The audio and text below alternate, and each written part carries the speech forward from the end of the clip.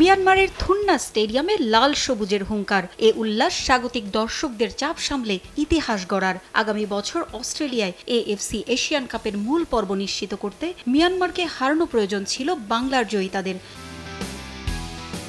দৃঢ় মনোবল আর হৃদয়ে বাহরাইনের বিপক্ষে দাপুটে জয়ের আত্মবিশ্বাস। শেষ পর্যন্ত ফিফা র্যাঙ্কিংয়ে ৭৩ ধাপ এগিয়ে থাকা দলটাকে ভয় নয় বরং জয় করেছে লাল সবুজ। তাই তো ব্যাক টু ব্যাক সাফ জয়ী বাংলার মেয়েদের গর্জনে কেঁপেছে মিয়ানমার। এশিয়ান কাপ বাছাইয়ে এর আগের ২ অংশগ্রহণে বাংলাদেশের ঝুলিতে ছিল শুধুই হারের বেদনা। এবার শুরু থেকেই অপ্রতিরোধ্য লাল সবুজ। বাহরাইন জয়ের পর এদিন মিয়ানমারের বিপক্ষেও গুরুত্বপূর্ণ ম্যাচে চোখে চোখ রেখে লড়াই করেছে আফিদারা। ম্যাচের ১২ ও ১৩ মিনিটে দুবার গোলের সুযোগ পেয়েছিল মিয়ানমার, তবে দুবারই রুখে দেন বাংলাদেশ গোলরক্ষক রূপনা চাকমা। ১৭ মিনিটে শামসুন নাহারকে ফাউল করলে ফ্রি কিক পায় বাটলারের দল। ১৮ মিনিটে তা থেকে দুর্দান্ত গোল করে স্বাগতিক দর্শকদের স্তব্ধ করে দেন ঋতুপর্ণা চাকমা। প্রথম চেষ্টায় ব্যর্থ হলেও ফিরতি চেষ্টায় আর তাকে আটকাতে পারেনি মিয়ানমার। দুর্দান্ত গোলে লম্বা হয় স্বপ্নের পরিধি।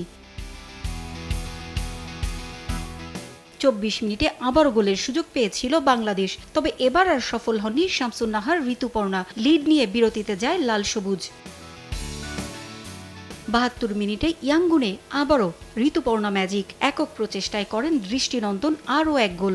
ঋতুর জোড়া গোলে জয়ের স্বপ্ন দেখে বাটলারের দল। গত বছর অক্টোবরে সাফ জয়েও বড় ভূমিকা ছিল পাহাড়ি কন্যার। এবার মিয়ানমার বধেও নিজেকে উজাড় করে দিলেন।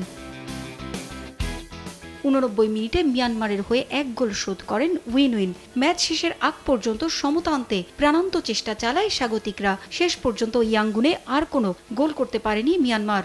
২-১ গোলে জয়ের উৎসব করে মাঠ ছাড়ে বাংলাদেশ।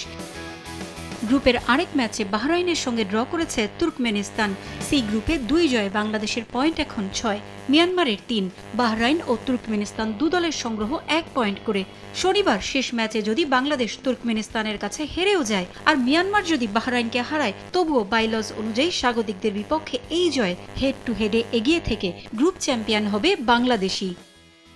পারভিন আক্তার, সময় সংবাদ।